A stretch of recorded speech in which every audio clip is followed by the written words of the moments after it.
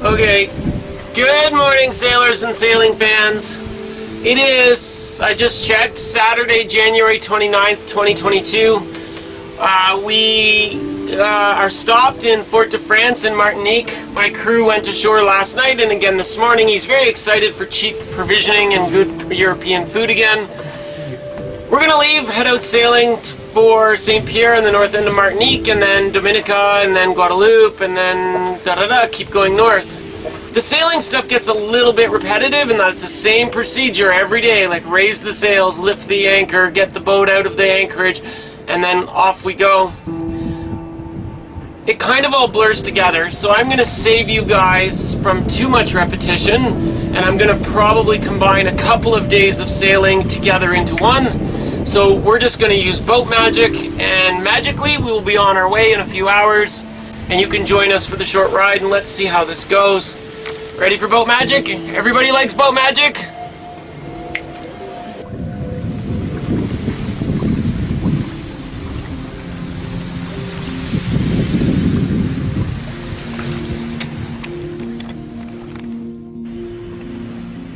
And bam! WildChild sailing. Let me show you.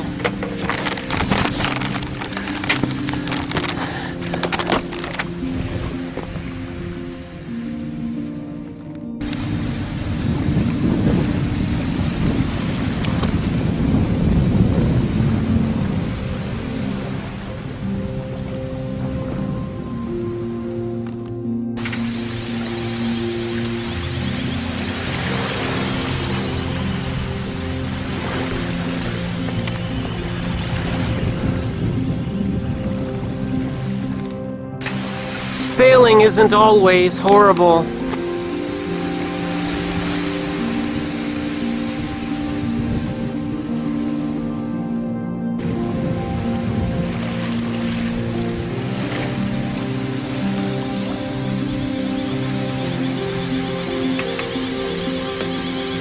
Bye-bye. Bye, Fort de France. It was lovely. Thank you. Bye-bye. Au revoir.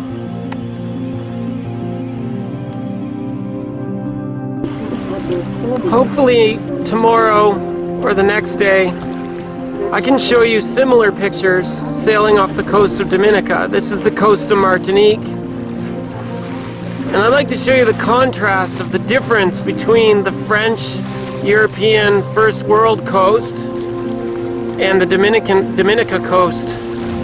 They're very different. The cultures are the difference. Choices that people tend to make, and they constantly refine the options.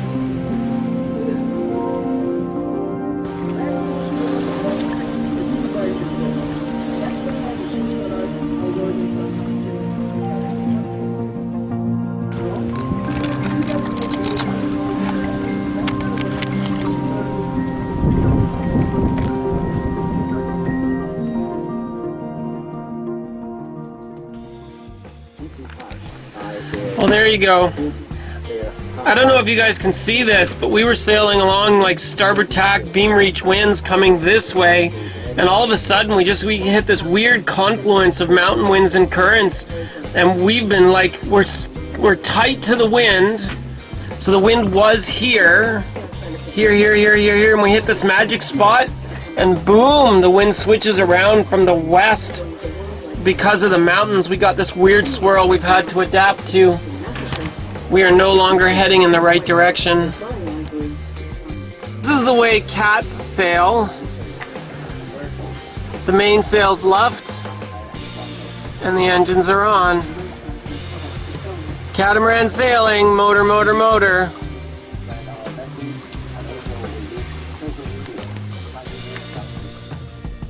Every cat in the ocean around us suddenly dropped sails and went motor on.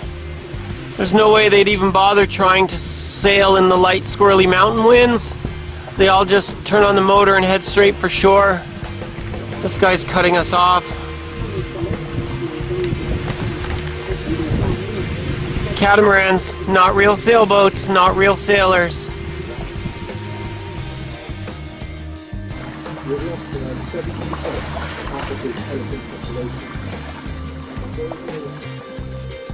Oh look, a monohull. And what is the monohull doing?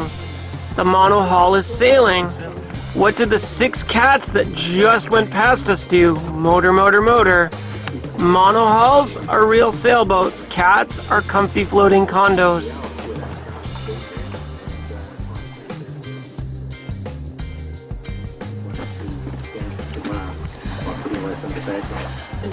Okie dokie, this is sailing in mountain winds. We were sailing broad reach, and very quickly we were sailing close hauled, and that was us following tight to the wind, and that's how much the wind shifted.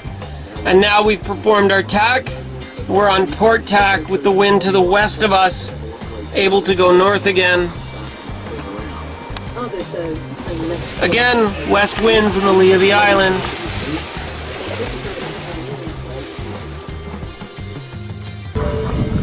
We're here to celebrate the Look, completion of the another monohull. of the entire museum. Within Look, couple years, a catamaran sailing. 2 years later, What do you notice? $1 million. within a couple No years, sails. It cost $10,000. And now how much will it cost? This is true wind direction. The overall winds right now, the trade winds are from the east, and yet in the lee of the mountains, I have winds from the west, and that's mountain sailing. She was hooked. The air is She's now very a squirrely and genetics specialist unstable. at Ohio State University in the US. But she's been using genetic testing.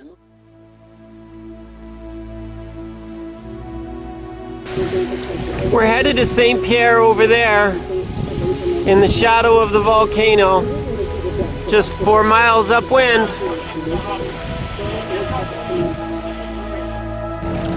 We're only 3 miles from our destination, just behind the Jenny. But see that calm stretch of water there? That's the wind shadow of the mountain. And yep, it's true. That noise you hear in the background is my engine. We are motor sailing because they don't want to drift out here in the calm for the rest of the day. It's true, Captain Lexi hates to motor sail, but there are times you need to do it.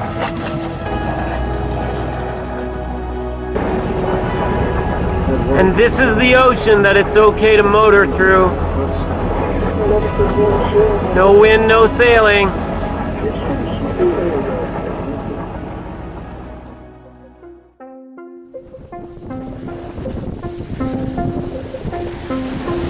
This is the volcano. This is St. Pierre here. This is where we're trying to go. But of course, the anchorage is always dead upwind. This last 4 miles is taking like 2 hours because light squirrely mountain winds, and we have to go straight upwind.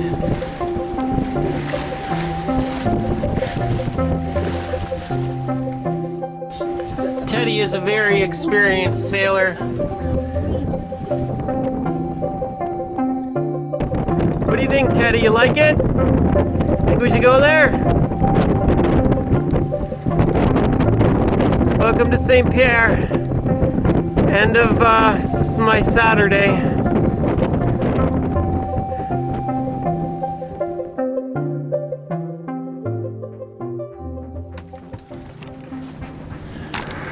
Okay, as you guys know, I can't always film everything. We're now finally anchored in St. Pierre. You really missed an anchoring monkey show. It's very crowded here, and there's a very narrow, steep ledge, and we all have to kind of crowd into it. The first place that I chose to anchor was really no good because the winds are swirling and the currents are swirling and the boats are moving a lot. So I tried to sort of squeeze into a place, but it wasn't really the right thing. So then I moved to another place like a little further over. But then by the time we were settled, our anchor was 130 feet in front of the anchor of a big cat. But they didn't like us swinging over their anchor. It made them uncomfortable, so they got pissed off with us and left. Even though in a crowded, tight anchorage, it's kind of normal to swing over someone's anchor as long as you're still 100 feet away from their boat. The French people didn't like it, and they feel like I'm that dumb Canadian rude girl that stole their spot. I think I need to go apologize.